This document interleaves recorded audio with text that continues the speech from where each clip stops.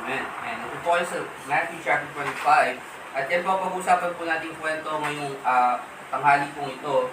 Ang tinatawag po dyan, ang passage po na yan ay alam po ng karamihan bilang the parable of talents. Pero punta po muna kayo ng Luke chapter 12. Lagyan niyo po ng bookmark or something ang Matthew chapter 25. Yan po yung magiging text po natin for this afternoon. Pero punta po muna kayo ng Luke chapter 12. Luke chapter 12.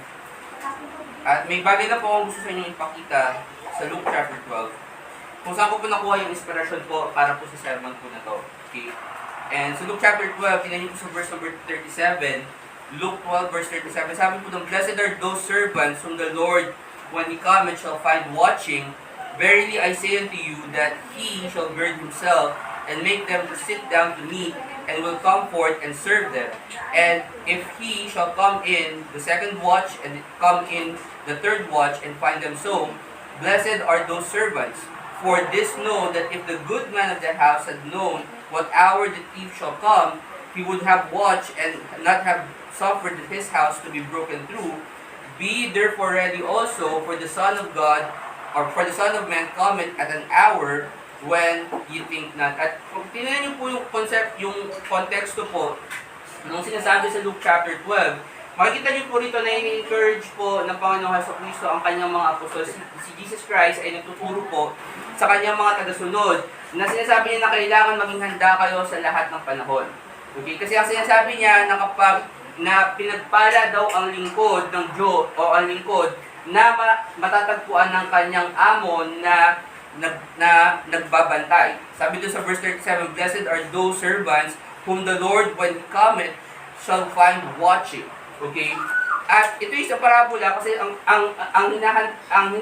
hinahalin tulad po ng Panginoong Jesucristo rito ay yung isang tao na meron daw pong sabi po doon sa verse 39, "And this know, that if the good man of the house had known what hour the thief shall come, he would have watched and have not suffered this house to be broken through." So kung iisipin natin, ang isa po sa mga gusto ko ipakita po sa inyo rito, na kapag gumagamit ang Panginoong Jesucristo ng parabola, ang parabola po ay isang kwento na hindi po totoong nangyari. Okay?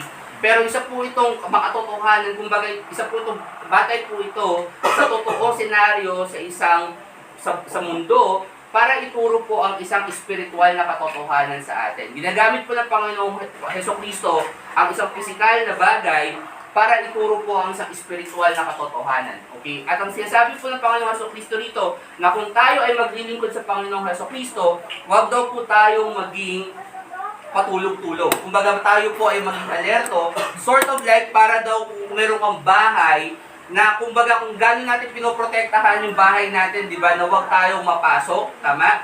Kasi kung alam mo nga naman kung kailan papasok yung magnanakaw sa bahay ninyo, aba, hindi ka na matutulog, di ba? Alam ka namang papasok yung magnanakaw, tutulog ka pa, di ba? Siyempre, hindi ka na matutulog kung alam mong nanakawan yung bahay mo. Pero dahil hindi mo alam kung kailan ka nanakawan, ang sabi na, ang ginagawa natin ay pinagbubuti natin upang protektahan yung ating tahanan. And sabi ng Bible, kung kayo maglilingkod sa Panginoong Jesucristo, ang pinopoint out ni Jesus Christ is dapat ganun din yung maging attitude ninyo, kumbaga, na para kayong nanakawan. Na hindi kayo dapat magpatulog-tulog, maging alerto kayo. Okay? Now, ang interesting dito, isa pagka tinanong actually sa verse 41, tignan niyo po, verse 41, tinanong actually ni Peter kung para kanino yung parabola. Okay? Kasi kung titignan niyo po ang Bible, tuwing nag-preach si Jesus Christ, meron po siyang mga parables na sinasabi, and I think sa Matthew, sinabi niya na yung parables ay ibinigay para sa atin ng mga mananampalataya. Kung papansinin ninyo, kasi sabi ng Bible, "The natural man receiveth not the things of the Spirit of God, neither can they know them, for they are foolishness unto them, neither can they discern them, neither can they know them, for they are spiritually discerned." So sinasabi ng Bible na ang libro, ang Bible, ay maraming malalalim na bagay sapagkat pinili ng Diyos niya itago ang mga katotohanan ito sa mga tao na hindi nananampalataya. Okay? Na ibinigay lamang ito sa mga tao na mayroong banal na spirito. So si Pedro ngayon, tinatanong niya yung Panginoong Jesucristo. Tingnan yung verse 41, sabi po doon, "Then Peter said unto him, Lord, speakest thou this parable unto us, or even to all?" So sinasabi na po ni Peter, ito bang sinasabi mo sa amin, Lord, para ba to sa lahat? unbeliever man or mananampalataya o para lang ito sa mga mananampalataya katulad namin. So, kung sa ganitong punto, dapat sasagot na ang Panginoong Jesucristo ng directly. Tama? Yes or no. Kasi yes or no ang question eh. Or, actually may options. Pero, sinasabi ni Peter, "Speakest thou this parable unto us or even to all?" So, dalawa lang yung pwedeng maging sagot. Sa inyo o sa lahat. Pero, pansinin niyo, sumegwa yung Panginoon. Tingnan niyo yung verse 42. Sabi ng Bible, "And the Lord said, Who then is that faithful and wise steward, whom his Lord shall make ruler over his household to give them their portion of meat in due season? Blessed is that servant, whom his Lord when he cometh shall find so doing. Of a truth I say unto you that he will make him ruler over all that he hath.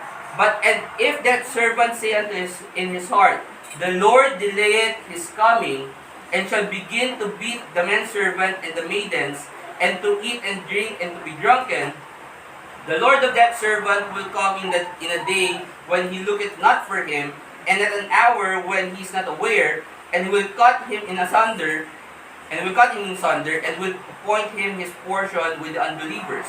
And that servant which knew his Lord's will, and prepared not himself, neither according to his will, shall be beaten with many stripes." Pansinin niyo yung verse 48, ito po yung verse na nasa bulletin po natin. Sabi po doon, "But he that knew not, and did commit things worthy of stripes, shall be beaten with few stripes, for unto whomsoever much is given of him shall be much required, and to whom men have committed much, of him they will ask the more." Anong sinagot ni Jesus Christ kay Peter? Tandaan niyo, yung question ni Peter is para ba ito sa lahat, or para lamang ito sa mga mananampalataya? At naniniwala ako kung bakit hindi directly sinagot ni Jesus Christ to, is because it applies to both. It applies to sa ating mga mananampalataya, at ito ay maaari ding may apply, yung kwento na yun ay maaari ding ma-apply sa mga taong hindi nananampalataya. Brother Chris, paano i-apply sa mga hindi nananampalataya? Well, kasi ang sinasabi ni Jesus Christ na kapag dumating siya, okay, hindi ninyo alam kung kailan siya darating. So bilang kung ikaw ay hindi mananampalataya, kung ikaw hindi mo pa alam kung saan pupunta yung kaluluwa mo pag namatay ka, okay, dapat ngayon palang alamin mo na. Kasi hindi mo alam kung kailan darating ng Panginoong Jesucristo, hindi mo alam kung kailan ka huhusgahan ng Diyos. Sabi ng Bible, "It is appointed unto man wants to die, but after this the judgment." So lahat tayo mga tao mamamatay. Ang problema, hindi natin alam yun. Yun yung una. Pangalawa, hindi pa natin alam kung kailan darating si Jesus Christ. Right? So kung ako sa inyo at hindi nyo pa alam kung saan pupunta ang kaluluwa nyo, dapat ngayon pa lang maging mamatsyag na kayo, dapat ngayon pa lang alamin nyo na kung saan pupunta yung kaluluwa nyo pag namatay kayo. I think that's the application of that. Pero pangalawa, sa mga mananampalataya, sinasabi ng Bible, huwag kang papatay-patay. Kasi ang warning, sinasabi ni Jesus Christ doon sa verses 42 hanggang 48, na ang isang servant dapat daw nagiging mapagmatsyag siya. Kasi ang isang servant na hindi mapagmatsyag, ang isang lingkod ng Diyos na hindi mapagmatsyag, technically ang gagawin niya ay magpapatay-patay siya. At ang sabi pa nga doon sa verse number 46, tingnan niyo po, so verse number 45, sabi po doon, "But and if that servant say in his heart, My Lord delayeth his coming, and shall begin to beat the manservant and maidservants, and eat and drink and to be drunken." So sinasabi ng Bible, dahil papatay-patay siya, inaabuso niya na yung kanyang mga subordinates. I believe yung servant na tinutukoy dito is parang mayordoma, so to speak. So meron siyang mga katulong na under sa kanya. At ang sinasabi ng Bible ni Jesus Christ na kapag ikaw ay isang gano'n nakatiwala, iisipin mo na ikaw na yung boss kasi tumatagal. Nakikita natin ito, di ba, sa paramihan sa mga nagtatrabaho sa atin. Alam natin na kapag yung supervisor natin, okay, hinayaan siya ng boss niya, right? Yung mas mataas pa sa kanya na gawin na lang kung ano yung gusto niyang gawin, aabusuhin tayo ng mga supervisors natin. Tama? Right. And so ang sinasabi ng Bible, na kung kayo daw ay lingkod ng Diyos na papatay-patay at dumating yung pagkakataon na dumating nga yung Panginoong Jesucristo, sabi ng Bible, kayo daw, tingnan niyo po yung verse 47, sa bandang dulo po, sabi doon, "Shall be beaten with many stripes." Okay? Tandaan nyo, sinasabi ni Jesus Christ, ang kasalanan nung lingkod na yon ay, tandaan nyo, hindi niya sinabi nakapatay siya, hindi niya sinabing gumawa siya ng kasalanan against the laws of God, pero sinabi niya, hindi lang siya naging siya naging alisto. Hindi lang siya naging prepared sa pagdating ng Diyos niya. Okay, ng kanyang Panginoon. Pero sinabi ng Bible na siya magkakaroon siya ng maraming stripes. And ang stripes ay isang uri ng parusa sa Old Testament na kapag may hindi ka ginawa according sa law, ito yung isa sa mga punishments na ibinigay ng batas ni Moses, right? Na ikaw ay papaluin or ikaw ay hahampasin ng maraming beses. Pero pansinin niyo yung verse 14, sabi doon, but he that knew not and did commit things worthy of stripes shall be beaten with few stripes. So ang comparison na pinapakita sa atin ng Diyos, mga kapatid, ni Jesus Christ, ay yung isang mananampalataya, saved Christian, na hindi alisto sa pagdating ng kanyang Panginoon, compared dun sa isang tao na hindi saved, na in fact, worthy siya, sabi niya may kasalanan siya na dapat siyang parusahan, na dapat siya makatanggap ng parusa. Pero sinasabi ng comparison na yun, mga kapatid, is that number one, ang mas maraming parusang matatanggap, hindi po yung talagang worthy ng kasalanan na yun. Hindi yung talagang gumawa ng kasalanan na yun, kundi yung servant na nagpapatay-patay. Yun yung sinasabi ni Jesus Christ. At ang question, bakit? Kasi ang rason, sabi ni Jesus Christ, is kapag sa inyo, maraming binigay, marami din kayong pupunin sa inyo, maraming aasahan sa inyo. At yun yung title ng sermon po natin ngayong tanghali. Sabi, ang pamagat po ng sermon ko is, to him, much is given, of him, much shall be required. Sa kanya na tumanggap ng marami, sa kanya din hahanapin ang marami. Okay? At makikita po natin itong konseptong po ito, especially sa kwento po na ibinigay po ni Jesus Christ. Punta po kayo ng Matthew chapter 25. Matthew chapter 25. Makikita po natin yung kwento po na to sa parable of talents. Kasi yung parable of talents, number one, ang purpose po nung parable po na yan, sabi po ng Bible, sa verse 14, for the kingdom of heaven is as a man, Matthew 25 verse 14, sabi po doon, for the kingdom of heaven is as a man traveling unto a far country. So sinasabi po ng Bible na ang kwento pong ito ay patungkol sa kaharian ng langit. Kasi yung Matthew 25, pag binasa niyo po yung buong chapter, ito po ay consist ng mga parabola na pinipicture kung ano po ang itsura ng kaharian ng Diyos, ang kaharian ng langit. Okay? So sinasabi ng Bible na ang kaharian po ng langit ay katulad sa isang lalaki, sa isang tao na aalis at pupunta sa isang malayong bayan. At sabi po doon, who called his own servants and delivered unto them his goods. At ito po yung unang punto na gusto ko pumaunawaan po natin, sapagkat yung lalaki dun sa kwento, obviously, wala naman po sigurong debate, right? Yun po ang Panginoon Diyos. Okay? Yun po si Jesus Christ. Kasi in fact, sabi ni Jesus Christ, na kapag ako umalis, meron akong ibibigay sa inyo. I think that is in John chapter 16. Even sinabi ni Jesus Christ na kapag necessary na umalis ako, para maibigay ko sa inyo ang banal na Espiritu. Okay? So, isa sa mga bagay na ibinigay sa atin ni Jesus Christ ang banal na Espiritu, mamaya makikita po natin yan. Pero, ang sinasabi po dito ni Jesus Christ sa kwento po na to, na meron daw po isang lalaki, at yung pong lalaki na yun, isang representation po ni Jesus Christ, kasi si Jesus Christ ay nagpunta dito sa lupa, pero umalis din po siya. Okay? Umalis po siya, ngayon nasa langit po si Jesus Christ, wala naman po sa lupa ngayon si Jesus Christ. So yun po yung status ngayon ng kwento na to.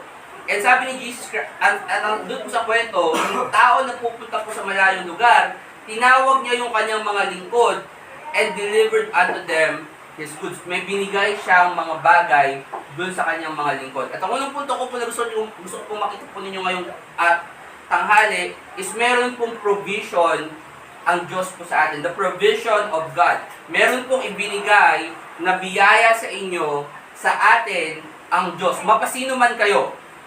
Okay? Punta po kayo ng 1 Corinthians chapter 4. 1 Corinthians chapter 4. Kasi kapag ito po pinag-usapan, especially, di ba, ang pinag-usapan po natin is the parable of talents.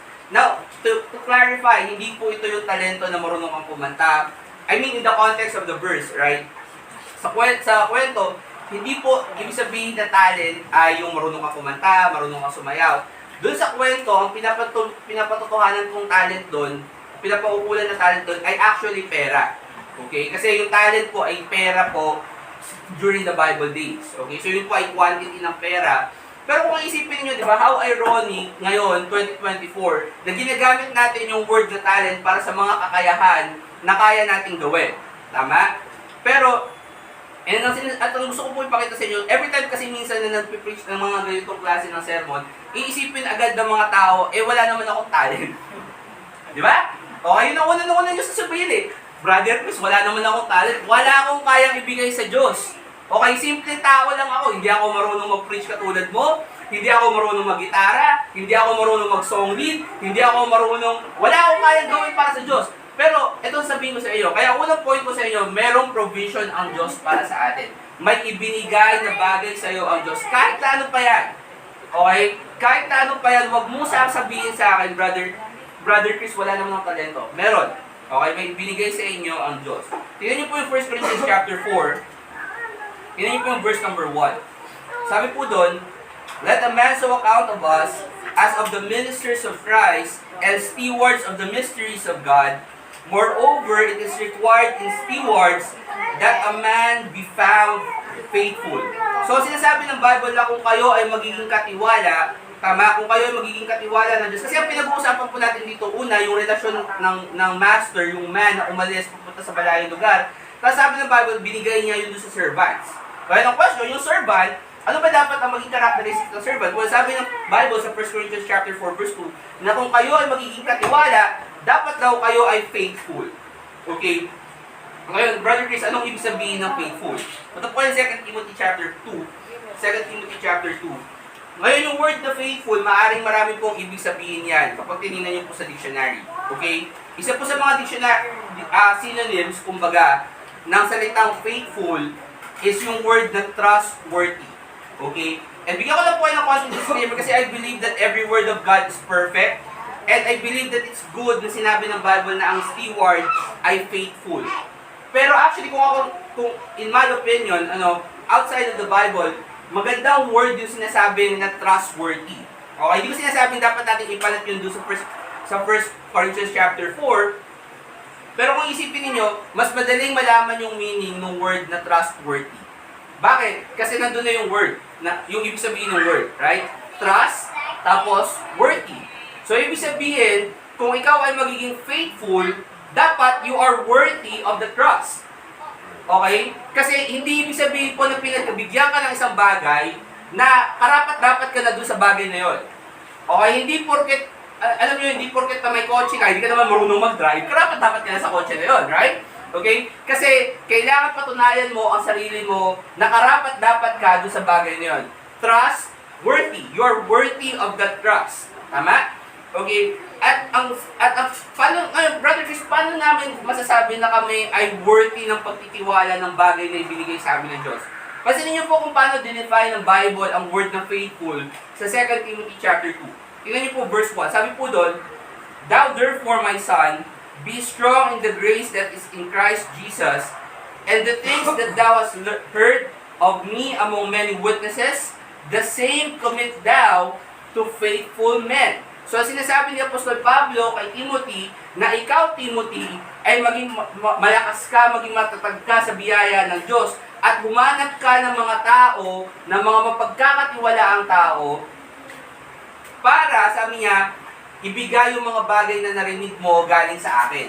Okay? So, yung mga katuruan na tinanggap mo galing sa akin, Timothy, galing kay Apostol Pablo, gusto ni Apostol Pablo na ibigay ito sa mga tao mapagkakatiwalaan. Okay, ang question, ano yung criteria ng tao mapagkakatiwalaan? Tingnan niyo po yung susunod na part. Sabi doon, who shall be able to teach others also. So, ano ang definition, Brother Chris, ng isang faithful person?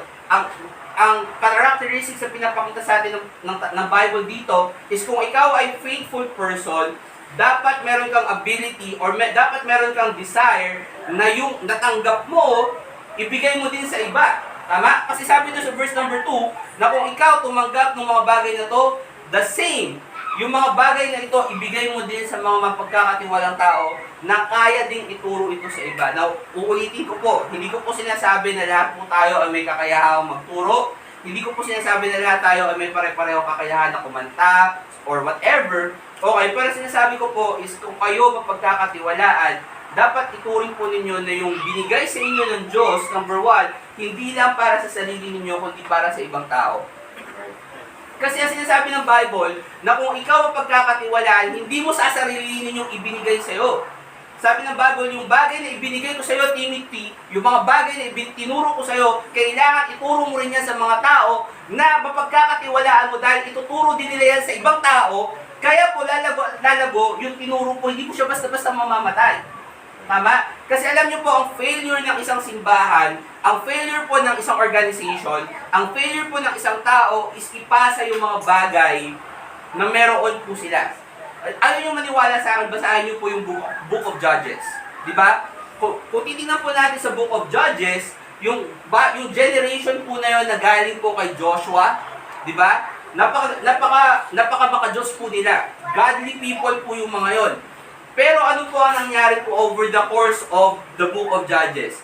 Nakakagawa sila ng kasalanan, tapos sa sobrang sama ng kasalanan nila, magsisisi sila sa Diyos, babalik sila sa Diyos, patatawarin sila ng Diyos, gagawa na naman sila ng kasalanan, hihingi sila ng tawad sa Diyos, paulit-ulit. Bakit? Kasi wala nagturo sa kanila kung paano magmuhay ng payapa at maka-Diyos.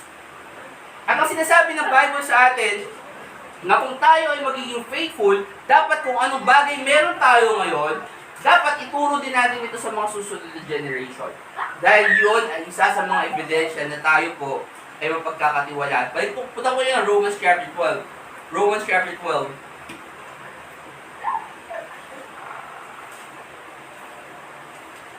Romans 12. Bigyan po natin ng konti pa pong detalye. Okay? Sabi ko, may mga bagay na ibinigay po sa atin ng Diyos. Maaaring sabihin nyo sa akin, Brother Chris, hindi naman ako marunong mag-preach. Hindi ako marunong mag-song lead. Pero tingnan natin ano po yung mga bagay na ibinigay sa atin ng Diyos. Tama? Basahin niyo po yung Romans chapter 12. Tingnan niyo po yung verse number 6. Romans 12 verse 6. Sabi po ng Bible, having then gifts differing according to the grace that is given to us. So makikita po ninyo, sabi po ng Bible, na ang Diyos, ang banal na Espiritu, meron pong mga bagay na ibinigay po sa atin.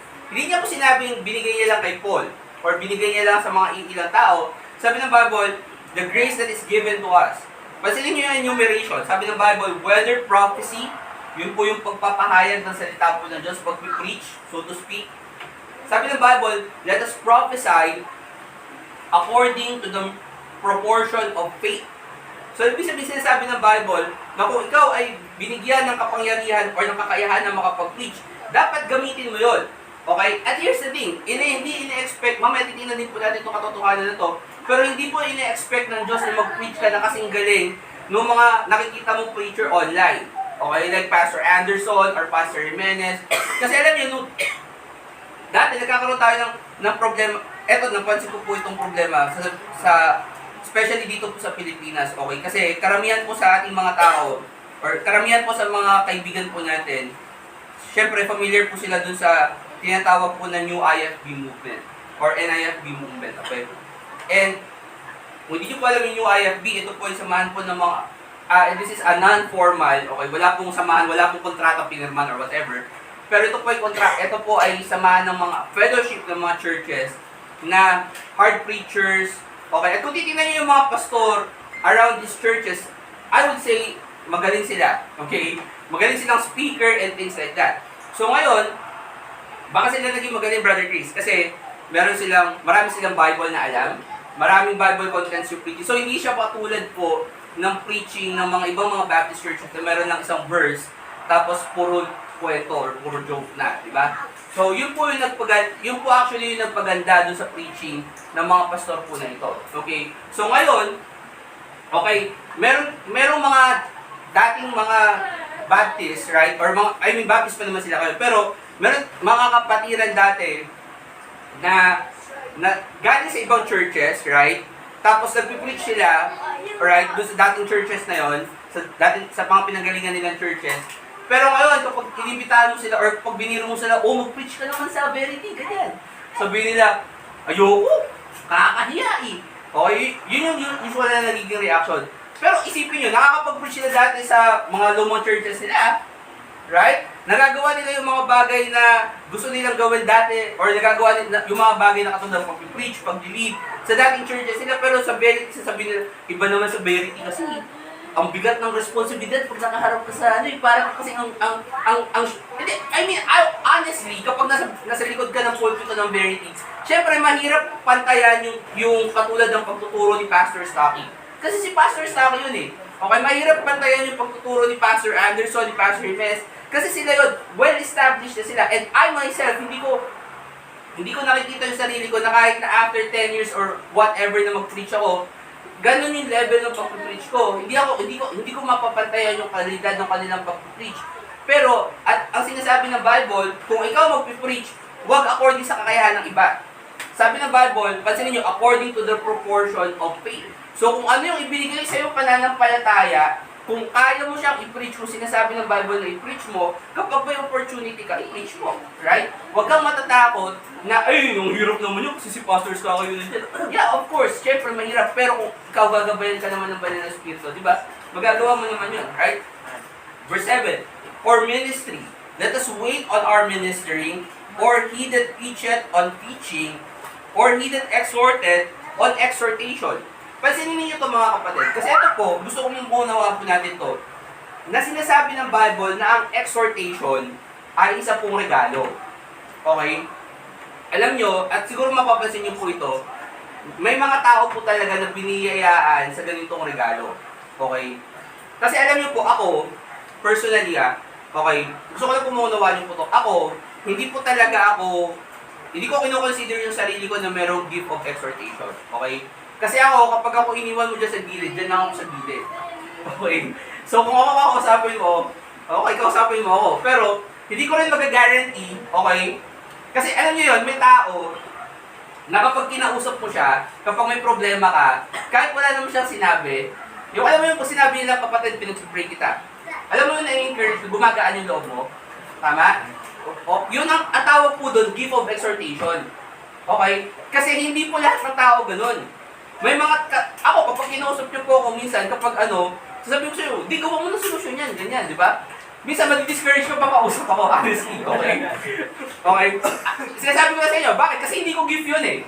Okay? Hindi ko gift yung bagay na ganun. Okay? Pero may mga tao na, alam mo yun, kapag sinabihan mo sila ng problema at binigyan ka nila ng advice, gumagaan yung loob mo. Okay? Bakit? Kasi, yun yung regalo niya. Okay, yun yung gift niya. At hindi ko alam, baka meron sa inyong ganun. Okay, kasi kailangan natin yung mga ganung bagay sa loob ng church kasi hindi naman lahat nasusolusyonan ng leader.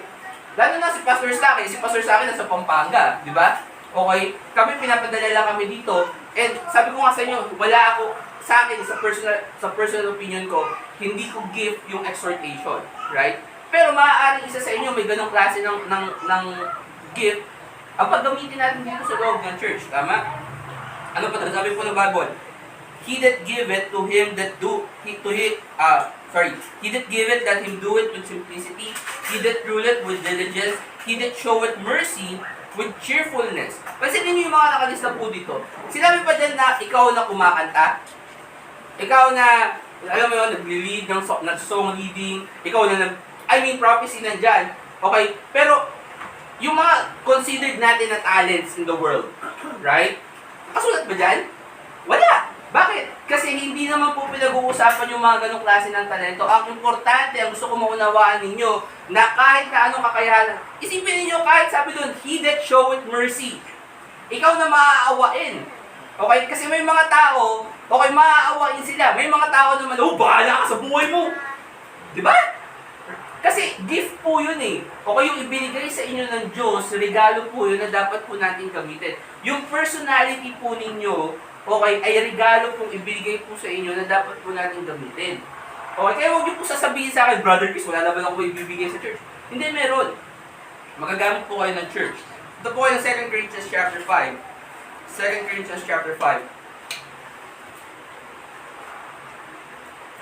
Habang pumupunta po kayo doon, basahin ko po sa inyo yung Acts chapter 1, verse 8. At sabi po ng Bible, but ye shall receive power after that the Holy Ghost is come upon you, And ye shall be witnesses unto me both in Jerusalem and in all Judea and in Samaria and unto the uttermost part of the earth. Ano pa yung mga bagay na ibinigay po sa atin ng Diyos? Well, kung papasilin po ninyo, sabi po sa Acts chapter 1, nasabi po doon na ye shall receive power. So, ibig sabihin, binigyan din po tayo ng Diyos, hindi lang ng talento, kundi binigyan din po tayo ng Diyos ng kakayahan or ng kapangyarihan. Sabi ng Bible, binigyan niya tayo ng kapangyarihan. Kailan? Sabi niya, after the Holy Ghost, that the Holy Ghost is come upon you. Pansinin niyo po yung verse na yan mamaya, kasi mamaya babalikan po natin to. So, sabi ng Bible, binigyan kayo ng kapangyarihan nung ang banal na Espiritu ay mapa sa inyo. At sabi ng Bible na kayo ay magiging saksi sa akin dito sa Jerusalem, dito sa Judea, sa Samaria, hanggang sa dulo ng mundo. Okay? Bakit? Kasi binigyan tayo ng Diyos ng kapangyarihan na makapag-solve it. Okay? Isa po yun sa mga kakayahan na ibinigay po sa inyo. So kung sasabihin mo sa akin, Brother Chris, wala kang binigay sa akin ng Diyos. Nung nagsabo ng biyaya ang Diyos, tulog ako. Okay, wala akong nakuha kahit na ano. Okay, well, binigyan ka ng Diyos nung nasave ka. Okay, binigyan ka ng banal na Espiritu. At pagkatapos bigyan sa'yo ng Diyos, pagkatapos kang bigyan ng Diyos ng banal na Espiritu, ang sabi ng Bible, binibigyan kita ngayon ng trabaho na maging saksi sa Jerusalem, sa Judea, sa Samaria, hanggang sa dulo ng mundo. Tingnan niyo po sabi ng Bible sa 2 Corinthians chapter 5. Tingnan niyo po sa verse 18. Sabi ng Bible, and all things are of God, who hath reconciled us to Himself by Jesus Christ, and hath given to us the ministry of reconciliation. Ano po sinasabi ng Bible? Sabi ng Bible, doon sa first part, na ibinigay sa atin lahat ng bagay ng Diyos. Lahat ng bagay ay sa Diyos. Tama? Lahat ng bagay ay sa Diyos. At sabi ng Bible na tayo ay ipinagkasundo niya, nireconcile niya tayo sa kanyang sarili sa pamamagitan ni Jesus Christ. Kailan nangyari yon? Nangyari yon nung tayo ay nasave. Right? Nung nanampalataya ka sa Panginoong Jesucristo, napatawad na, binayaran ni Jesus Christ lahat ng kasalanan ng mundo, pero mapapatawad lang yung kasalanan mo kapag nanampalataya ka sa Panginoong Jesucristo. Nagtiwala ka, napupunta ka ng langit, hindi dahil mabuti kang tao or whatever, kundi nagtiwala ka sa Panginoong Jesucristo. And sabi doon, kaakibat noon, and hath given to us the ministry of reconciliation. Yung same ministry na ginawa ng Panginoong Jesucristo, ng Panginoong Diyos, na nireconcile tayo sa Kanya sa pamamagitan ni Jesus Christ, yun din, yung same ministry na ibinigay sa atin ng Diyos. Yung ministry ng pagkakasundo-sundo. Tama? Dahil itong mga tao na hindi naniniwala kay Jesus Christ, na hindi sila pupunta ng langit. Kasi sabi ng Bible, he that believeth on the Son hath life, and he that believeth not the Son shall not see life, but the wrath of God abideth on him. So, ibig sabihin, sabi ng Bible, itong mga tao hindi na nanampalataya sa Panginoong Jesucristo, yung puot ng Diyos na nanahan sa kanila. So, ang ibig sabihin ng mga kapatid, kailangan pagkasunduin natin yung Diyos kasi galit yung Diyos sa kanila eh. Okay? So, ang trabaho nga natin mga tao na nananampalataya sa Panginoong Jesucristo is para itong mga tao na to, kausapin sila para mapagkasundo natin sila sa Diyos. Yun yung tinatawag the ministry of reconciliation. Anong bit natin, Brother Chris? Brother Chris, hindi ako marunong sa mga negotiation eh. Okay? Tingnan niyo sabi ng Bible sa verse 19. To wit, that God was in Christ, reconciling the world unto Himself, not imputing their trespasses unto them, and hath committed unto us the word of reconciliation. Ano yung word of reconciliation? Ito pong Bible. Kaya pag magsosoul winning po tayo, hindi po pwede na wala kayong dalang Bible. Right? Unless kaya nyo i-quote word perfect yung Romans chapter 3 verse 23 and things like that, okay lang yun. Pero kailangan meron po kayong Bible. And here's the thing, na-experience ko na po yung book. Okay? Nakapag-experience na po ako mag-soul winning na wala akong dalang Bible. Okay? Kasi one time, kwento ko lang po, one time nag-soul winning kami, dala ko pa nung tablet. Alam mo yata ni Brother Mercury, di ba? Tapos, yung tablet ko, nireformat ko pala nung day before. Okay, so ngayon, magsa-soul winning ako, walang Bible app yung tablet ko. So, walang Bible, right? Pero, sasabihin ko lang po sa inyo, okay? Tinry ko i-quote yung verses sa kanya as much as I can. Pero, alam niyo, mas mabuti pa rin po talaga na merong Bible. Okay? So, kaya meron po kayo dapat na Bible na nila to be soul winning. Kasi yun po yung armas po natin. Okay? Yun po yung kailangan po natin gamitin para hindi po alam niyo, pag nag-soul winning po tayo, hindi po tayo dumidepende sa kung gaano po tayo kagaling magpaliwanag ng bagay. Okay? Kasi kahit na gaano ka kagaling magpaliwanag ng bagay, kung yung tao na yun hindi maniniwala sa Panginoong Hesus-Kristo, hindi po siya maniniwala sa Panginoong Hesus-Kristo. Kahit na si Moses pa ang bumaba dito sa lupa para po i-preach yung gospel sa kanya. Di ba sabi ng Bible yung sa Luke 16? Pag binasa niyo yung Luke 16, sabi doon, kahit na si Moses pa pumunta doon sa mga kapatid mo, hindi maniniwala yon kasi yung namatay nga na nabuhay magmuli, hindi nila pinaniwalaan. Right?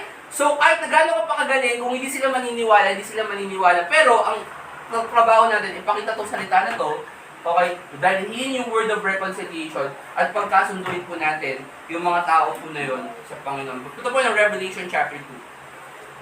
Revelation chapter 2. Revelation chapter number 2. So, mga bagay po na ibinigay po sa atin ng Diyos. Number 1, yung ating pong mga kakayahan. Pangalawa, yung soul winning. At gusto ko maunawaan po ninyo, kahit na po ang isang simbahan, ibinibigay po siya sa atin ng Diyos. Okay? So, kung gusto po natin na magkaroon ng church, official church dito sa Cavite, obviously ito pong ginagawa po natin ay isang church service, pero kung gusto po natin dagdagan itong mga ganitong klase ng gawain, okay, ito po ay kailangan po natin, number 1, ipanalangin sa Diyos. Okay? Pero number 2, ito po ay binibigay din po sa atin ng Diyos. Okay? Pansinin niyo po yung nakalagay po sa Revelation chapter 2. Tingnan po yung verse number 1. Sabi po doon, unto the angel of the church of Ephesus write, this thing saith he that holdeth the 7 candles, 7 stars in his right hand, who walketh in the midst of the 7 golden candlesticks. I know thy works, and thy labor, and thy patience, and how thou canst not bear them which are evil, and thou hast tried them which say they are apostles and are not, and hast found them liars, and hast borne and hast patience, and for my name's sake hast labored and hast not fainted. Nevertheless, I have somewhat against thee, because thou hast left thy first love. So, in Church of Ephesus, makikita po natin dito na isa po siyang great church. Okay? And kung makikita po ninyo, nagtatrabaho sila, nagpupunyagi po sila, nagtitiis po sila. Pero sabi po ng Bible, sabi ni Jesus Christ, may problema ako sa inyo. Okay? And ang problema niya is kasi iniwan niya yung kanilang unang pag-ibig. Okay? Sasabihin ng mga makamundo, first love never dies. Okay? Yung Church of Ephesus, iniwan nila yung first love nila. Okay? So yun yung problema. Kasi, nung una, mahal nila yung Diyos, right? Pero ngayon, hindi na nila mahal yung Diyos kasi na-focus na sila doon sa pagtatrabaho nila, doon sa pagtitiis nila, doon sa mga bagay na ginagawa nila aside from doon sa pagbibigay ng papuri sa Panginoon. So, kinalimutan nila yung first love nila, right? Bakit? Kasi ang dahilan po doon, mga kapatid, kung titingnan nyo po yung context, ang dahilan po doon is kasi yung mga ginagawa po nila. Nasa isip po nila, ginagawa po nila para sa Diyos. Okay, pero sabi ng Bible, nag-backslide sila. Okay? Hindi na nila mahal yung Diyos. Ngayon, ang titingnan po natin doon, ano yung repercussions ng pag-iwan nila sa kanilang unang pag-ibig. Sabi po doon sa verse 5, remember therefore from whence thou art fallen, and repent, and do the first works, or else I will come unto thee quickly, and will remove the candlestick out of his place, except thou repent. So, ano sinasabi ng Bible? Sinasabi ng Bible na kapag hindi mo binalikan yung first love mo, tatanggalin ko yung candlestick. Okay, ano yung candlestick? Yung representation po ng candlestick is yung liwanag na binibigay po ng church. Okay? Kasi kung titingnan po natin ang church, okay, para po ito classroom. Okay? Kasi ako teacher, tuturo, kayo estudyante, di ba? So ngayon, makikita ninyo, kung i-compare natin in physical sense, right? Ano ba pinagkaiba natin sa school? Ano ba pinagkaiba natin sa meeting ng mga, alam niyo yun, yung mga pep rally, ganun? Okay? Ano pinagkaiba natin doon? Kung physically, wala. Kasi pareho, may nagsasalita, may nakikinig, okay? May pulpito na ganito, tama? Okay? Walang pinagkaiba. Pero alam niyo kung anong difference? Kasi merong candlestick, may liwanag na ibinibigay ang Diyos kapag tayo ay nagtitipon as a church. Okay? So ngayon, kung kayo ay, sabi ng Bible, kung kayo, sa Church of Ephesus, sinasabi ni Jesus Christ, kung kayo, hindi nyo babalikan yung first love ninyo, para na lang kayong classroom. Okay? Na nandito kayo, nagtitipon kayo, okay, pero wala namang sense.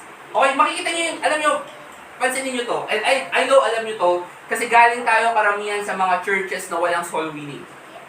Diba? O, tingin nyo ang services nila buhay.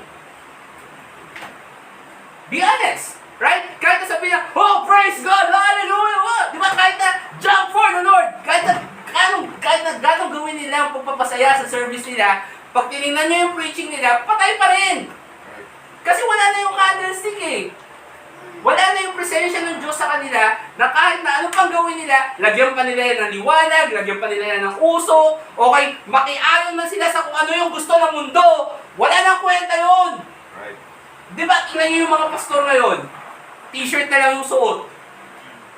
Bakit? Kasi nakikiayon sila sa mundo. Kasi ang isip nila, okay, para dumami yung tao, para maging church, so to speak, para maging in, ganito yung gagawin ko. Pero ang totoo nun, para maging church ka, kailangan mo muna, isa lang naman ang kailangan balikan eh. Balikan mo yung first love. Balikan nyo yung first love, sabi ng Bible, para babalik yung candlestick. Kasi yung candlestick, hindi manggagaling sa tao, manggagaling sa Diyos. Tama? Ang question, paano namin babalikan yung first love, Brother Chris? Tingnan nyo, sabi doon, sa verse number 5, Remember therefore, from whence thou art fallen, and repent, and do the first works. Hindi po yan iterated statement kasi sabi ng Panginoon na, balikan mo yung first love, gawin mo yung first works. Okay? Kasi marami po debate, ano po ba daw yung first works? Okay? Kanina napunta po tayo sa Acts chapter 1, di ba? Or binasa ko sa inyo yung Acts chapter 1. Kung papansinin niyo po yung Acts chapter 1, sabi ng Bible, and power, punta ko po para hindi ko kumamis ko. Pero sabi po doon sa Acts 1, sabi po doon, and ye shall receive power after the Holy Ghost is come upon you. Okay? So, ito po yung unang ministeryo kasi, di ba, lahat naman tayo siguro mag-agree, wala tayong magagawa kung wala ang Diyos. Right. Di ba? So, ang banal na Espiritu magpapasa atin, pansinin nyo ano yung unang trabaho na binigay? Sabi doon, and ye shall be witnesses unto me both in Jerusalem, in Judea, in Samaria, and to uttermost part of the world. Ano yung first works? Yung first works, nung binigyan ka ng banal na Espiritu, ano yung unang trabaho mo? Right? Soul winning. Kasi yun yung unang purpose mo eh. Yun yung unang ibinigay sa'yo. Even in Acts chapter 1, tinuturo yun. Nung ikaw makatanggap pa ng banal na Espiritu, ito ang una mong gagawin. Magiging kang saksi. Hindi niya sinabi na pagkatanggap mo ng banal na Espiritu, magkumbaya ka, humayo, Hallelujah! Di ba? Hindi niya sinabi eh. Ang sinabi niya, okay, nung ikaw makatanggap ng banal na Espiritu, ang gawin mo maging saksi ka. I-preach mo yung gospel, maging witness kita sa Jerusalem, sa Judea. Bakit? Kasi ang first works po mga kapatid, hindi po yun yung ang first works, hindi po siya mystery sa Bible. Okay, kasi itong mga tao, minsan, lalo sa Book of Revelation, di ba? Pag sinabi nila, Book of Revelation, mahirap intindihin yan. Hindi po yun. Kapag binasa niyo yung buong Bible, isa lang po makikita po ninyo yung unang gustong gawin ng Diyos. Lahat yung mga Kristiyano, ano yun? Gusto yung meaning, right? Balik po kayo Matthew chapter 25. Brother Chris, parang isang verse pa lang yung sa Matthew 25, ba? Medyo mahaba po yung sermon, pasensya na. Minsan lang naman to, sa man lang, di ba? So, umigay nyo na po ako, okay? So, Matthew chapter 25. So, point number 1, may mga bagay po na ibinigay po sa atin ng Diyos. Pakita po natin yung provision of God. But number 2, makita po natin, meron pong partiality ang Diyos sa pagbibigay po ng mga bagay-bagay. Okay, ang Diyos nagbabahabahagi po siya. Sabi po ng Bible sa Matthew 25 verse 15, sabi po doon, and to one, He gave 5 talents, and to another 2, and to another 1. To every man according to his several ability, and straightway took his journey. So, ang sinasabi po ng Bible na itong tao na ito, nung siya ay nagbigay, okay, ito po sinasabi ko po sa inyo na dapat huwag niyo pong i-compare kung ano yung kakayahan ng tao sa ibang tao. Okay, number 1, gusto ko pong maunawaan po niyo. Punta po sa 1 Corinthians chapter 12. 1 Corinthians chapter 12. Gusto ko po maunawaan po ninyo na hindi po respecter of persons ang Panginoong Diyos. Okay, so ibig sabihin, kung ang Diyos lang ang masusunod, bibigyan niya tayo ng pare-parehong abilidad. Okay? I believe that. Okay? Pero, kasi hindi po respecter of persons ang Diyos. Pero, ang question, bakit ngayon, Brother Chris, merong pagkakaiba-iba ng regalo? Okay? Now, hindi po yun parang i-compare ninyo na, ako, mas magaling ako kay ganito eh. O, mas magaling yung gospel presentation ko kay ganito. Okay? Hindi po yun ang purpose po nun. Okay? Kasi ang sabi po dun sa parabola, okay, ibinigay po yun ng tao according dun sa ability ng tao. Okay? So, hindi po yung Diyos ang may problema. Ang may problema po is tayo kung paano po natin gagamitin yung ibinigay po sa atin ng Diyos. Okay? Kasi, ang Diyos po, gusto niya po magbigay, ang problema, kaya ba natin tanggapin? Tama? Yun po sa 1 Corinthians chapter 12. Isa po sa mga rason, pero isa rin po sa mga rason is dapat po unawaan po natin na tayo po ay bahagi po ng isang katawan. Eh syempre, alam naman yung katawan, puro mata lang, di ba? Pangit naman yun. Kung mukha mo, puro tenga lang, isang malaking tenga, pangit naman din yun, tama? Ngayon po sabi ng Bible sa 1 Corinthians chapter 12, sabi po doon, now concerning spiritual gifts, brethren, I would not have you ignorant. You know that you were Gentiles carried away unto these dumb idols, even as you were led. Wherefore, I give you to understand that no man speaking by the Spirit of God calleth Jesus accursed, and that no man can say that Jesus is the Lord, but by the Holy Ghost. Now, there are diversities of gifts. Ano po yung word na diversities? Pagkakaiba-iba. So, ibig sabihin sinasabi po ng Bible na mayroong pagkakaiba-iba talagang ibinigay sa atin ng Diyos. Okay, pero sabi po but the same Spirit. There are differences of administrations, but the same Lord. And there are diversities of operations, but it is the same God which worketh all in all, but the manifestation of the Spirit is given to every man to profit with all. For to one is given by the Spirit the word of wisdom, and to another the word of knowledge by the same Spirit, to another faith by the same Spirit, to another the gifts of healing by the same Spirit, to another the working of miracles, to another prophecy, to another discerning of spirits, and another diverse kinds of tongues, and to another the interpretations of tongues. But all this worketh with one and the same self-same Spirit, dividing to every man severally as he will. So makita po natin mga kapatid na ang Bible, nagbibigay po siya ng pagkakaiba-iba kasi pag pagkakaiba-iba po tayong pangangailangan. Tama? Ganyan po kayo ng Matthew chapter 25. Matthew chapter 25.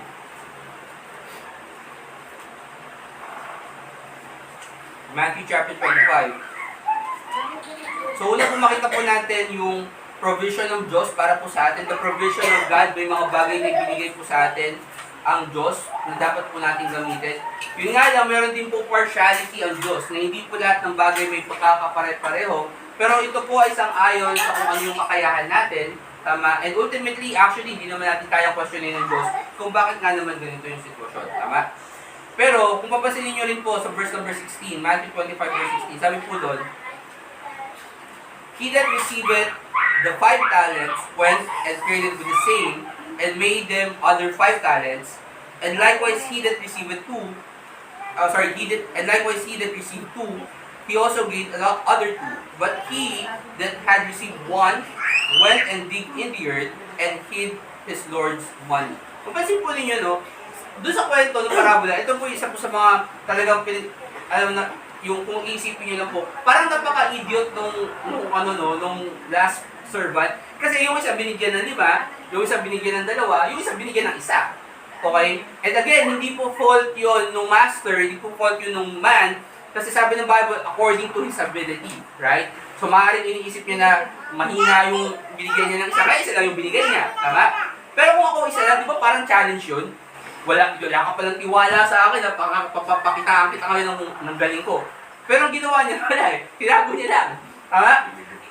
Nilibing niya pa. Okay? Tinago niya lang yung barya. Bakit? Kasi ang totoo po niyan, okay, nasa atin po talaga yung capacity kung paano po gagamitin yung mga biyaya po ng Diyos. Maaaring may binigay sa'yo ang Diyos, tama? At maaaring yung tinanggap mo. Pero itong pong point doon, hindi po kasi kayo pwedeng puwersahin ng Diyos kung gagamitin nyo yung regalo na yun or hindi. Okay? Ako po, kahit na po gano'n ako ka-dynamic at gano'n po ako sumigaw, at sasabihin nyo sa akin, Brother Chris, para namang kinukutusan mo kami. Okay? Trabaho ko po yun kasi ako po ay preacher. Okay? Kailangan ko po maging entertaining kasi minsan nga, makita ninyo yung sa simbahan, sumisigaw na yung pastor, yung iba, inaantok pa di ba? Okay? Kaya kailangan ko po maging dynamic sa harap po ninyo. Okay? Kasi kung ako, soft preacher ako, baka mamaya lahat tayo dito tulog na, di ba? Okay? Kaya kailangan ko po maging dynamic sa inyo. Okay? Pero hindi po ibig sabihin na nagalit ako, okay? Or hindi po ibig sabihin na inuutusan ko kayo, okay? Ang ibig sabihin po na pinapakita ko lang po sa inyo na ito po yung sinasabi ng Bible. Okay? Ngayon, kung gagawin nyo yun, hindi, bahala kayo sa buhay nyo. Okay? Kasi hindi ko naman kayo kaya sa utusan sa buhay ninyo na, kailangan gawin mo to, kailangan bukas mag-soul winning ka, okay, hindi ko pwedeng gawin sa inyo yun kasi hindi niyo po ako boss, okay? Number 1, hindi ko po kayo pinapasweldo. Okay? Number 2, may kakayahan po kayo mag-isip sa sarili po ninyo. Okay? So, pinapakita ko lang po sa inyo kung ano yung sinasabi ng Bible. And even ng Diyos, hindi po kayo inuobliga. Kasi pansinin ninyo, kung yung Diyos, yung man dun sa parable na yun, kung wala siyang tiwala, aalis ba siya ng sobrang layo? Hindi. So, kung ang Diyos walang tiwala sa atin, sa tingin nyo, bibigyan niya tayo ng kapangyarihan na makapag-isip? I mean, isipin niyo yung trabaho na ginawa ni Jesus Christ para maligtas lang tayo. Kung ako ang Diyos, at kung kunyari stricto ako na kaya, ito gagawin mo palagi, ito gagawin mo palagi, okay, I mean, babantayan ko na lang kayo. Diba? Hindi ko na kayo bibigyan ng free will. Ang problema, dahil mahal tayo ng Diyos, binigyan niya tayo ng free will, kaya hindi po pwede na, ikaw, dahil pinili ka ng Diyos, ikaw ang pupunta na, hindi. That's not true. That doesn't make any sense. At kung titingnan niyo po, even si Jesus Christ, punta po ng Matthew chapter 5. Pakita ko po sa inyo. Matthew chapter 5.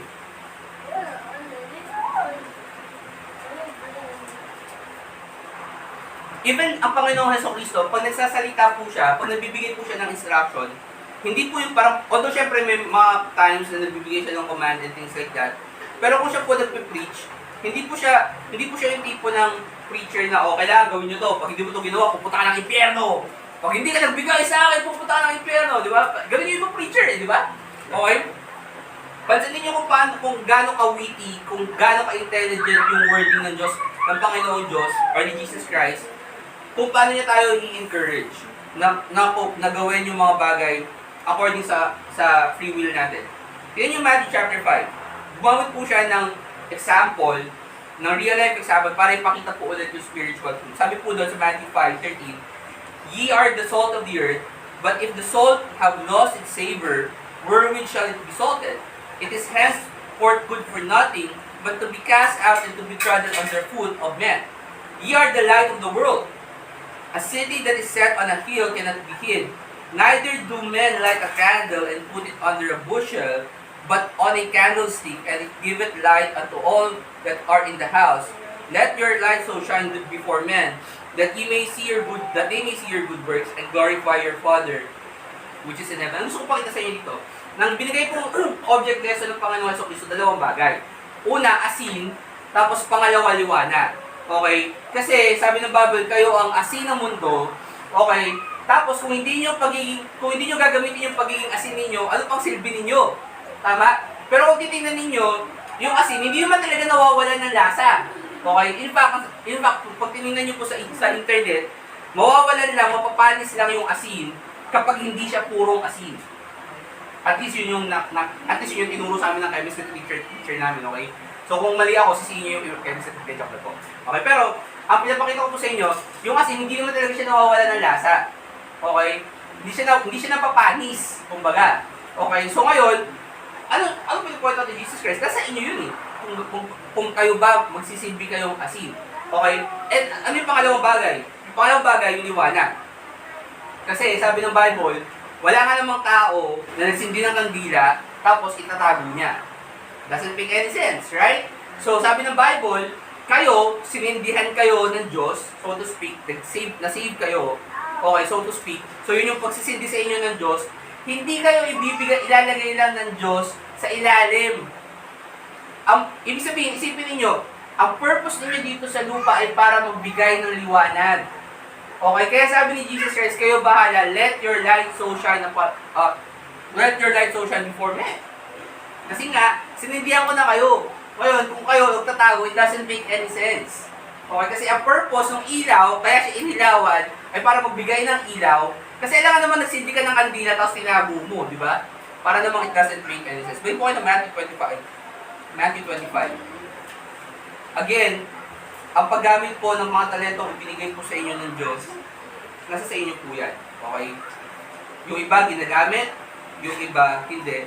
Pero, yung mga bagay na tinanggap mo, sabi ng Bible, dapat mo gamitin. Okay? Tingnan po verse number 19, Matthew 25, verse number 19. Sabi ng Bible, so, nakita po natin doon sa kwento, may tao, may lalaki na ng ibang bansa pumunta sa malayong lugar. Tinawag niya yung kanyang mga servants, binigyan niya ng mga talents or pera. Yung isa 5, yung isa 2, yung isa 1. And yung 5, kumita ng 5, tama? Tapos yung dalawa, kumita ng dalawa. Pero yung isa, nilibing. Okay, nilibing niya yung barya. And I don't know bakit niya nililibing yung pera, pero anyways, sabi sa verse 19, after a long time, the Lord of those servants cometh and reckoned with them. And so he that had received 5 talents came and brought other 5 talents, saying, Lord, thou deliverest unto me 5 talents. Behold, I have gained beside them 5 talents more. So, ibig sabihin, yung isang yung tao na naka-receive ng 5, naging 5 din, di ba? So, bakit? Kasi pinagigihan niya. Anong judgment ng Bible? Or anong judgment ni Jesus Christ? Sabi ng Bible sa verse 21, His Lord said unto him, Well done, thou good and faithful servant. Thou hast been faithful over a few things. I will make thee ruler over many things. Enter thou into the joy of thy Lord. He also that had received 2 talents came and said, Lord, thou deliverest unto me 2 talents. Behold, I have gained 2 other talents beside them. His Lord said unto him, Well done, thou good and faithful servant. Thou hast been faithful over a few things. I will make thee ruler over many things. Enter thou into the joy of thy Lord. So, sinasabi ng Bible, pansinin ninyo, no? Hindi, yung doon sa kwento, punta po kayo ng 1 Corinthians chapter 3. 1 Corinthians chapter 3. So, number 1, nakita po natin, merong provision ng Diyos sa atin. Number 2, na ito po ay may partiality ang Diyos po.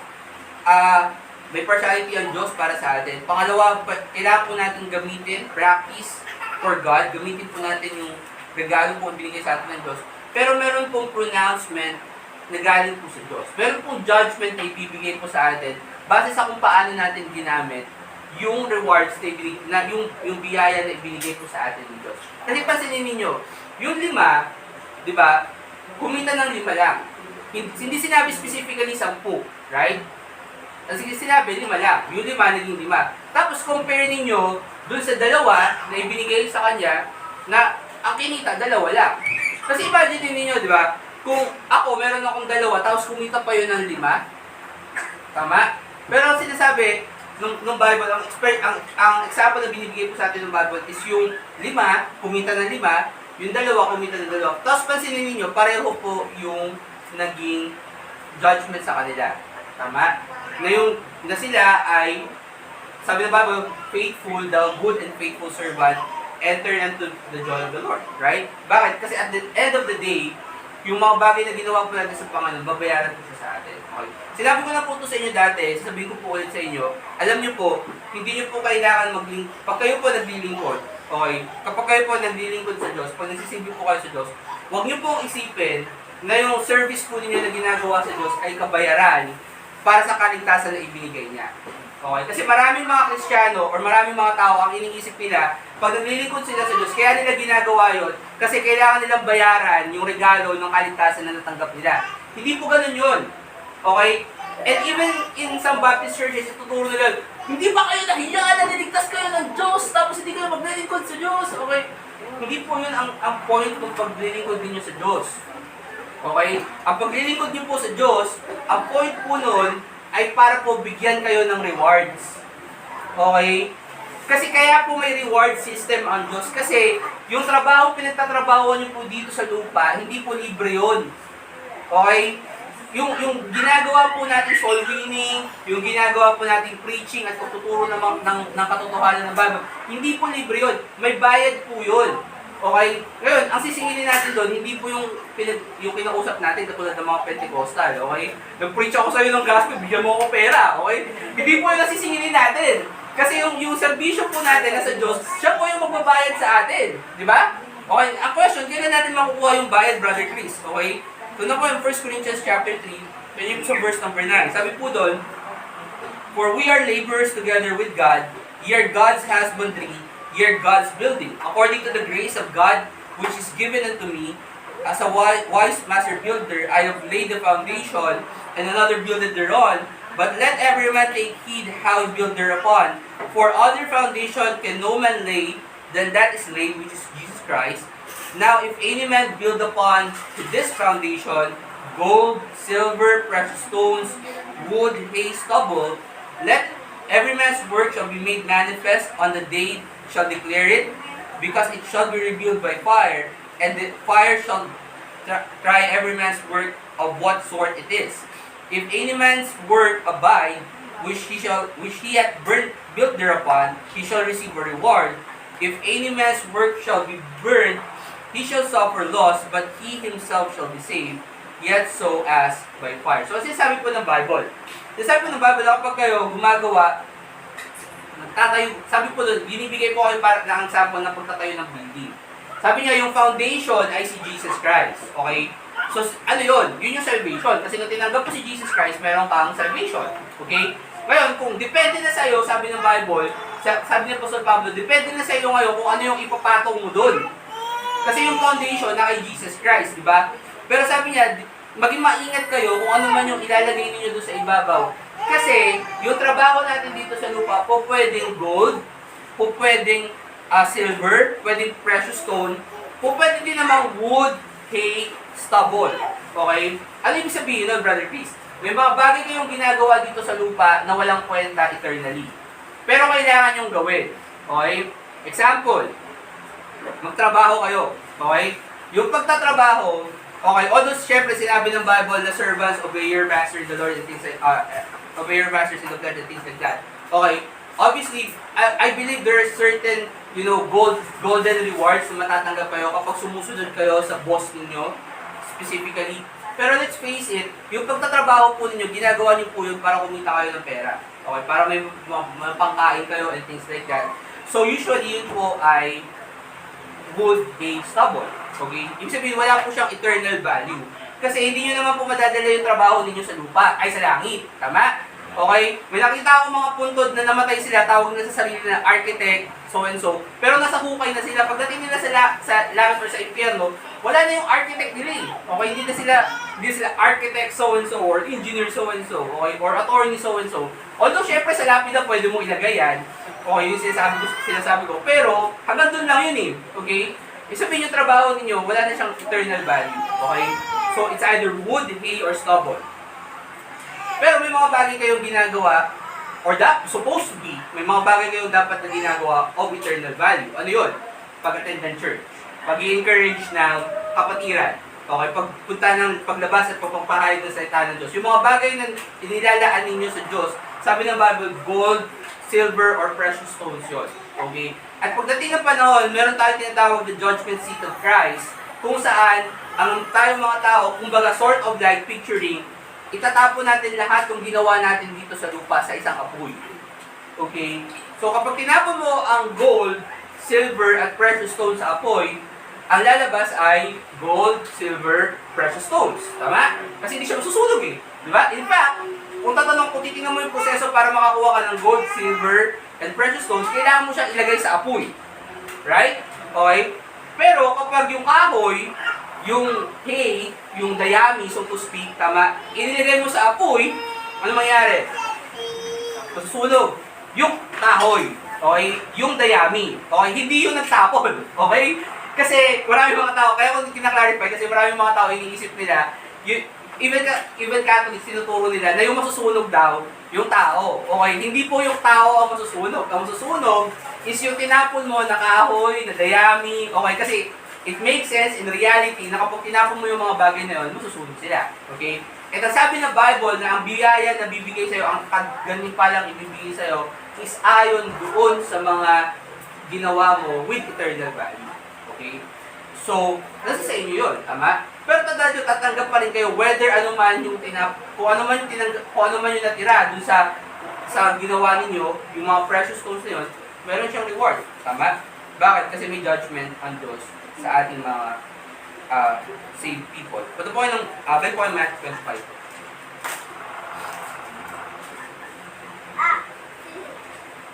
Matthew 25. Matthew 25. So verse 24. Then he which had received the 1 talent came and said, Lord, I knew thee that thou art an hard man, reaping where thou hast not sown, and gathering where thou hast not strawed. I was afraid, and went and hid the talent in the earth. Lo, there thou hast that is thine. And his Lord answered and said unto him, Thou wicked and slothful servant, thou knowest that I reap what I sowed not, and gather where I have not strawed. Thou oughtest therefore to put my money into the exchangers, and then at my coming I should have received mine own with usury. Ano po yun? So point number 1, nakita po natin yung provision ng Panginoon. Number 2, yung partiality ng Diyos. Number 3, yung practice na dapat po natin ibigay sa Panginoon, and yung judgment or yung pronouncement ng Diyos sa atin. Pero gusto ko maunawaan po natin yung prophet ng Diyos, or the prophet to God. Kasi maunawaan po natin, kanina nakita natin yung 5 naging 5, yung 2 naging 2, pero ito po, yung isa, nilibing niya. Tama? At gusto ko po pansinin po ninyo yung verse number 26. Sabi po doon, his Lord answered and said unto him, Thou wicked and slothful servant, thou knowest that I reap what I not sowed not, and gather where I have not strawed. Thou oughtest therefore to put my money to the exchangers, and then at my coming I should have received mine own with usury. Gusto ko maunawaan po ninyo, hindi po interesado ang Diyos sa kung ano po yung meron tayo. Okay? Yung ibinigay niya po sa atin, hindi po doon interesado yung Diyos. Kasi kung papansinin ninyo, yung 5, binigay niya pa rin, yung 5 na naging 5, may reward. Yung 2 na naging 2, tama? Binigyan niya ng reward. Ang question, yung isa, hypothetically, ganito. Let's say, naging 2, tama? Nagkaroon ng extra. Okay? Tingin nyo ba magiging the same yung judgment ng Diyos according to sa nakasulat? Na, sasabihin ba ng Diyos na, ikaw, tamad ka! Diba? Thou wicked and slothful servant, kung may binigay siyang 2? Kasi sila yung binigay ng Diyos, tama? Ibig sabihin, hindi interesado yung Diyos sa kung ano yung meron ka, interesado yung Diyos sa kung ano yung ginawa mo sa meron ka. Tama? Kasi, hindi siya basehan kung ano yung dami ng ginawa mo. Ang importante, may ginawa ka sa Diyos. Tama? Punta po kayo ng Mark chapter 12. Mark chapter 12. Pansinin niyo po itong kwento na to. Ito po, kwento po ito. Totoo po ito. Okay, nangyari po ito sa totoong buhay. Mark 12. Sabi po ng Bible sa verse 41. Mark 12:41. And Jesus sat over against the treasury, and beheld how the people cast money into the treasury, and many that were rich cast in much. So sa templo, meron pong paghahandog, okay? At ito po yung mga tipo ng mga Baptist na, nagbigay ako 1,000,000, di ba? Okay, yung isa, pinapakita pa talaga kung gaano karami yung binigay nila, okay? So sort of like ganun, okay? Ginagawa ko lang po ito para ma-picture po ninyo in real life kung ano po ba dapat talaga yung nangyayari. Okay, so sort of like mayroong offering sa church, right? At yung offering plate inabot, papakita ko, bibigyan ko ng 1,000 ha? Tapos bibigyan sa offering plate, right? Tapos sabi po sa verse 42, And there came a certain poor widow, and she threw in 2 mites, which make a quarting. So, 2 barya. Okay, hindi ko po alam kung gaano po kalaki yung quarting. Okay, pero obviously medyo maliit lang po ito based sa context ng Bible or ng kwento. And sabi po doon, And called unto him his disciples and said unto them, Verily I say unto you, that this poor widow had cast more in than all they which have cast into the treasury. For all they did cast in of their abundance, but she of her one did cast in all that she had, even all her living. So sabi ng Bible na maraming mga tao nagbibigay doon na mayayaman, pero ang blessed na Jesus Christ is yung offering ng poor widow woman na barya-barya lang. Okay, so to speak. Bakit? Kasi kino-compare ni Jesus Christ hindi lang kung ano yung meron siya, kundi kung ano yung ginawa nung poor widow dun sa kung ano yung meron siya. Okay, kasi here's the thing. Yung mga tao nagbibigay ng marami, maaaring dahil meron silang kapasidad na magbigay ng marami. Okay? And by the way, since ito po ay napag-usapan po yung pagbibigay dito, hindi po kayo nire-require ng Diyos na magbigay ng marami. Okay? In fact, kung titignan po natin ng Bible, ang offering na binibigay po sa atin ng Diyos is in terms of percentage. Pansinin niyo yun? Di ba? Hindi sinabi ng Bible na merong exact amount. O kunyari, ikaw, kailangan, ang bibigay mo, 1,000 tupa. Walang ganun. Okay? Ang utos ng Diyos, magbigay ka ng percentage. 10th part. Okay? Bakit 10th part, Brother Chris? Kasi yung malaki ang kita, malaki yung 10th part nila. Okay? Kasi, pero, isipin mo, 10th part pa rin. Equal. Di ba? So kung ikaw, maliit ang kita mo, maliit ang income mo, hindi mo kailangan tapatan yung nagbibigay ng 500,000 kasi ang kita nun ay 50 million. Kung ang kita mo 500, ang bibigay mo 50 pesos lang. Di ba? Okay? Kaya hindi, wala pong inggitan. Kasi ang requirement, ang problema sa mga Baptist churches ngayon, ang ginagawa nila, kailangan mo, kasi kapatid ka, nagbigay siya na siya, dapat dagdagan mo yung offering mo. Di ba? Hindi ganun yun eh. Ang purpose mo ng offering is para makapagbigay tayo sa church. Percentage lang yun. So kahit na gano'n pa kalaki yung kinita mo, gano'n pa kalit yung kinita mo, may bibigay ka kasi percentage yun eh. Tama? Pero even though, sa kwento doon sa Mark chapter 4, sa Mark chapter 12, binless ng Diyos yung woman, hindi dahil nagbigay siya ng maliit, kundi ibinigay niya yung buo. 100% kasi yung ibinigay niya, kasi yun lang yung meron siya eh. Diba? Okay? Ngayon, yun lang yung binigay niya. Kaya kung compare mo nga naman doon sa mga nagbigay ng malaki, malaki sila kasi may mayaman sila. Pero ito, mas malaki yung ibinigay niya in a sense kasi percentage po yung requirement ng Diyos. Hindi po siya in terms of value. Balik po kayo Matthew 25. Tapos na po tayo. Continue na po ito. Matthew 25 tapos Genesis 25 po. Okay? Yun na po yung last part natin sa Genesis. Close po tayo sa Genesis 25. Pansinin niyo po sa verse 28. Take therefore the talent from him, and give it unto him which had 10 talents. For unto everyone that hath given, shall be given, and he shall have abundance. But from him that hath not shall be taken away, even that which he hath. And cast ye the unprofitable servant unto outer darkness, and there shall be weeping and gnashing of teeth. So, mapansin niyo po dito sa bandang dulo yung judgment po ng Jesus Christ. So, kung titignan niyo po ito in the earthly wisdom, kumbaga sa wisdom po ng tao, parang unfair. 'Di ba? Kasi ako nung bago po ako Kristiyano, nung binasa ko po ito, ang tingin ko dito, unfair. Kasi imagine mo, may 10 na nga siya, tapos pati yung isang kinuha.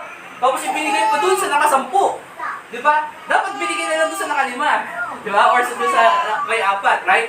Pero ang sabi ng Bible, kung ikaw na meron, siya yung pagbibigyan sa'yo ng Tapos kung ikaw na may konti, dahil hindi mo siya pinahalagahan, tatanggalin sa'yo kung ano yung meron ka.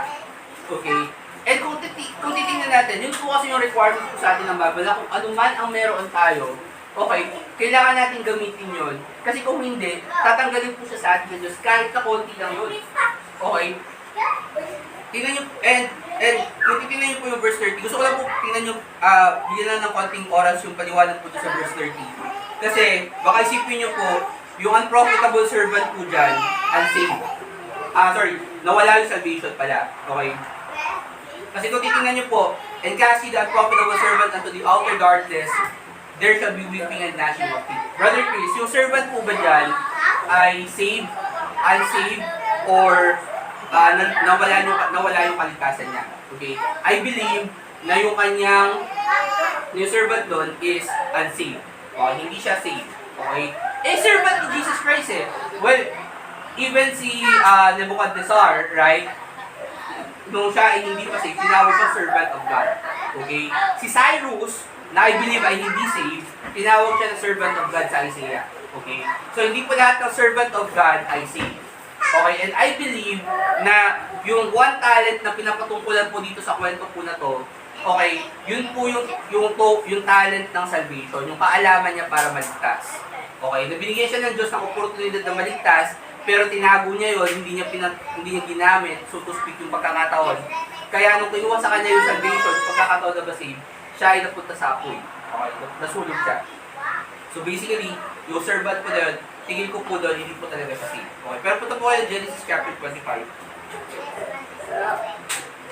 So, nakita po natin na kapag meron kang kukonti at hindi mo pinahalagahan, okay, maaaring kunin po sa'yo ng Diyos. Kasi again, ang konsepto na gusto ko maunawaan nyo is kung ano ang meron kayo, kapag hindi nyo siya ginamit, maliit man yan o malaki, okay, pag hindi nyo ginamit, tatagawin sa inyo ng Diyos. Okay. Sabihin nyo, Brother Chris, parable yan, hindi totoong nangyari yan. Bigyan ko po kayo ng totoong nangyari. Okay? Tingnan nyo yung Genesis chapter 25. Tignan niyo po sa verse number 29. Ito po ay kwento ni Jacob at ni Esau. At kung hindi po kayo familiar sa kwento po ni Jacob at ni Esau, okay, si Jacob at Esau po, kambal po sila. Okay? So, yung kambal po na anak po sila ni Isaac, so yung kambal po sila, si Jacob ay magtatanim or farmer. Okay, magbubukid po siya. Si Esau ay hunter. Okay, panganay si Esau kasi nauna siya ng about 5 seconds I guess. Okay, so panganay si Esau, bunso po si Jacob. Si Esau bilang panganay, meron po siyang karapatan, tawag po doon ay birthright. Sa Bible, ang birthright ay binibigay po sa panganay. Ibig sabihin po nun, meron po siyang double portion sa lahat ng pamana ng kanyang angkan. Okay? Pero pansinin niyo po yung ginawa po ni Esau sa Genesis 25. Tingnan niyo po sa verse number 29. Sabi po doon, and Jacob sought pottage, and Esau came from the field, and he was faint. So may araw na meron pagkain si Jacob, pero walang pagkain si Esau. And sabi po doon, and Esau said to Jacob, feed me, I pray thee, with that same red pottage, for I am faint. Therefore his name was called Edom. And Jacob said, sell me this day thy birthright. And Esau said, behold, I am at the point to die, and what profit shall this birthright do to me? Pansinin niyo sinasabi ni Jacob, ni Esau, meron akong karapatan, may kapangyarihan ako, meron akong birthright na ibinigay sa akin, pero wala itong silbi kasi mamamatay na ako. Okay? Tapos, gusto ni Jacob bilhin. Okay? Ang kapalit nung birthright ay isang pottage. Okay? Now, kapag search nyo yung pottage, sabihin po nun, gulay. Okay? Kasi nga wala siyang mahanap na karne. Okay? Kasi di ba hunter si Esau? So, wala siyang mahanap na karne. So, napilitan siya kumain ng gulay. Pero dahil na kay Jacob yung gulay, sabi ni Jacob, teka lang, walang libre sa mundo. Kailangan mong ibigay sa akin yung birthright mo. Okay? So, sabi ni Esau, sige, mamamatay na rin naman ako total. Wala na ako makain. O, sige, sa'yo na yung birthright ko. Dinispise ni Jacob. Pansinin niyo po yung verse 34. Sabi po dun, then Jacob gave Esau bread and pottage and of lentils, and he did eat and drink, and rose up and went his way. Thus Esau despised his birthright. Pinabayaan niya po. Pinawalang bahala ni Jacob. Ni Esau, yung kanyang birthright. Ito po ay ng Genesis 27.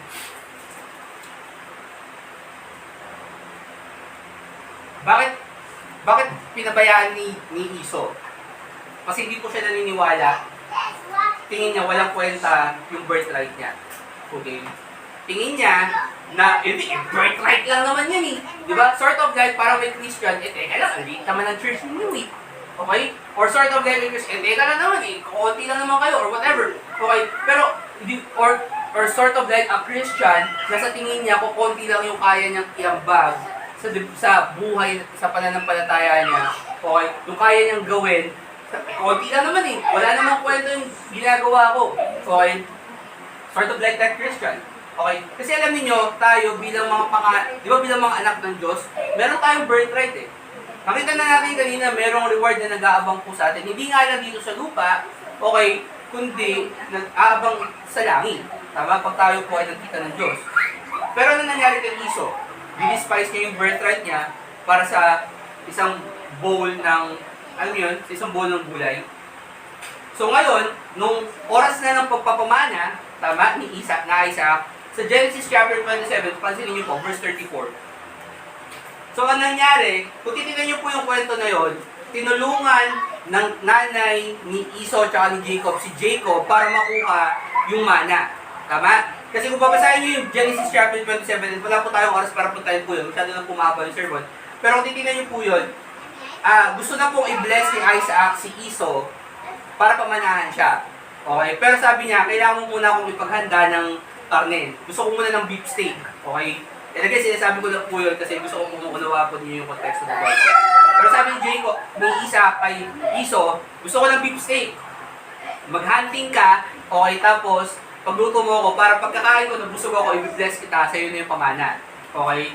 Narinig ngayon ng Rebecca, yung asawa ni Isaac, tapos, inutusan niya si Jacob na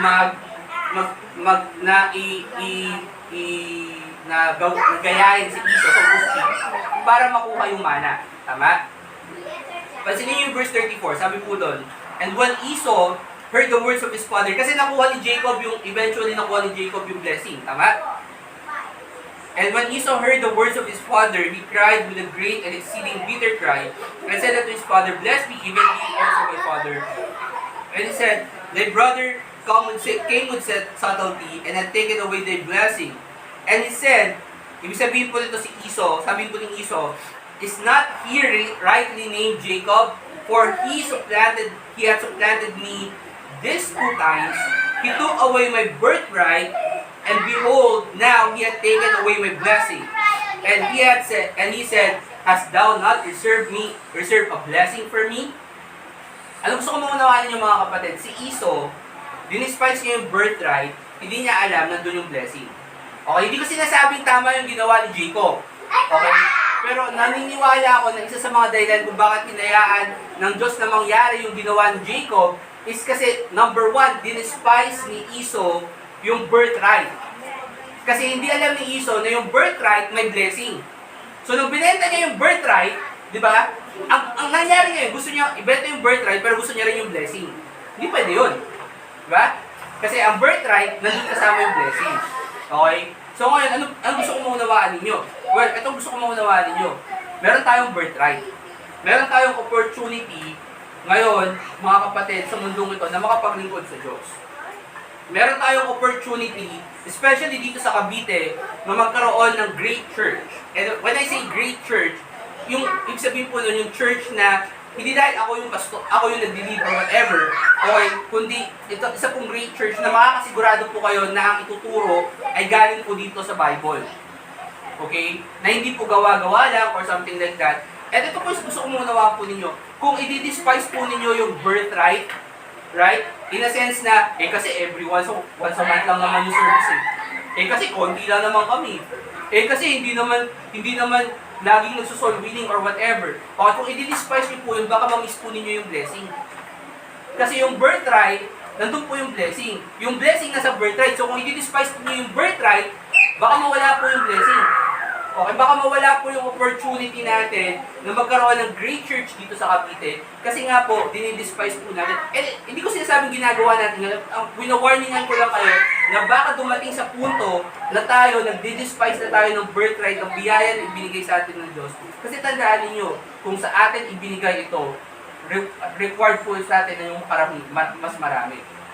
Kasi isipin ninyo, pagdating nyo sa langit, tatanungin kayo ng Diyos, sinubukan ng Verity Baptist na mag-start na church Cavite. In case mag-fail tapos tatanong sa inyo, ano ginawa nyo? Kasi mas accountable kayo kasi membro kayo ng church or membro kayo ng isang church na nagpipreach ng katotohanan. Compared sa isang tao, sa isang Kristiyano na nagsisimba sa isang Baptist church na wala namang tinuturo na kahit ano. Kasi, nag-spend ako ng oras sa sermon, okay, para mapakita sa inyo na yun ang sinasabi ng Bible. And I hope naman, and siguro naman, may natutunan. Baka naman, Brother Chris, may natutunan sa sermon mo. Okay, huwag naman ganun. Okay, pero, di ba, at least, hopefully, may nauunawaan naman kayo, may natutunan kayo sa sermon namin. And here's the thing, accountable kayo doon. Right? So, sa inyo na mas maraming ibinigay, tandaan lang po natin, mas marami po ang ibinigay. Let's pray. Dear Heavenly Father, Lord, maraming salamat po sa araw po ito na pinagkalo niyo po sa amin, Panginoon. Alam ko po na kami, Panginoon, ay maliit pa lamang po na church at gawain mo. Kami po hindi, Panginoon, na i-bless niyo po ang Cavite, Panginoon, bless niyo po, Panginoon, kami, Lord God, ng mga soul winners, na makapag-akay pa po kami, Panginoon, maraming mga kalalo. Hindi lang po, Panginoon, na maliligtas, Panginoon, kung magiging bahagi din po ng iglesia po na ito, Panginoon, na kami po, Lord God, ay magiging gamit-gamit, Panginoon, na liwanag dito po sa Cavite. Bless niyo po, Panginoon, bawat pamilya na nandito, Panginoon, provide niyo po kanilang mga pangangailangan. Yung trabaho po nila, Panginoon, na inyo po ingatan. Sa gayon, Panginoon, makapag-provide po sa kanilang family. At ngayon din po, Panginoon, makapag-focus po sila sa patuloy na pag-ibig po sa inyo, Panginoon. Tawaran niyo po kayo pa sa mga kasalanan, kayo si my pray. Amen.